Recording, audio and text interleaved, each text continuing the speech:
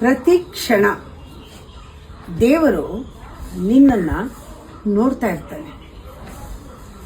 ಯಾವತ್ತೂ ಆ ನೋಡ್ತಾ ಇರೋ ದೇವರನ್ನ ನಾವು ಡಿಸಪಾಯಿಂಟ್ ಮಾಡಬಾರ್ದು. ಯಾಕೆ? ಅವನಿಗೆ ನಮ್ಮ ಹೃದಯ ಗೊತ್ತಿದೆ. ಯಾವ ಮನುಷ್ಯರಿಗೂ ಗೊತ್ತಿಲ್ಲ, ದೇವ್ರಿಗೆ ಗೊತ್ತು.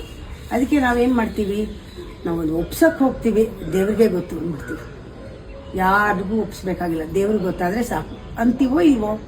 ಆದರೆ ಅದನ್ನು ಮೀನ್ ಮಾಡಬೇಕು. ನಾವು ಹೇಳಿದಾಗ ಹೌದು, ಯಾವ ಮನುಷ್ಯನೂ ಅರ್ಥ ಮಾಡ್ಕೊಳ್ಳಲ್ಲ, ದೇವ್ರಿಗೆ ಗೊತ್ತಿದೆ ಇದು ನಿಜ ಅಂತ. ನಿನಗೇನು ಬೇಕು, ಯಾಕೆ ಭಯ, ಯಾಕಿದು, ಎಲ್ಲ ಅವನಿಗೆ ಗೊತ್ತಾಗತ್ತೆ.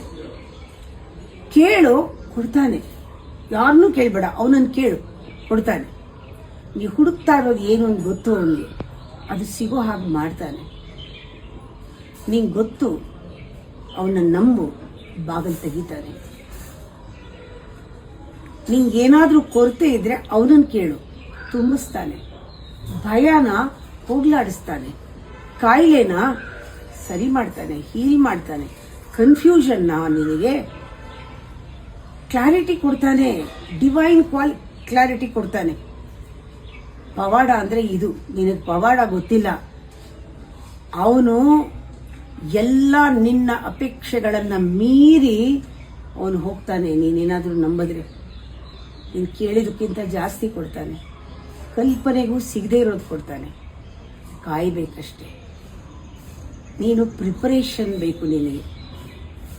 ಕಾಯಿ. ಆ ಕಾಯೋದು ಕೂಡ ನಿನ್ನನ್ನು ತಯಾರಿ ಅವನು ಮಾಡ್ತಾ ಇರೋದೆ ಅಂತ ತಿಳ್ಕೊ. ತಯಾರಿ ಮಾಡಿ ಕೊಡ್ತಾನೆ. ನಿನಗೆ ಫೇತ್ಗೆ, ಇಂಟ್ರೆಸ್ಟ್ಗೆ, ನಂಬಿಕೆಗೆ ನೀನು ಬಲ ಕೊಡಬೇಕು, ನೀನು ಬಲ ಕೊಡಬೇಕು. ಅದಕ್ಕೆ ಹೇಳೋದು, ಆವಾಗ ಅವನ ಪ್ರೆಸೆನ್ಸ್ ಏನು ಅಂತ, ಅವನ ಇರುವಿಕೆ ನಿಮಗೆ ಅರಿವಾಗತ್ತೆ. ಆಗ ಜೀವನದಲ್ಲಿ ನೀನು ಎಲ್ಲೆಲ್ಲಿ ಹೋಗ್ತೀಯಾ ಅವನ ಇರುವಿಕೆಯನ್ನು ಸ್ಪ್ರೆಡ್ ಮಾಡ್ಬೋದು.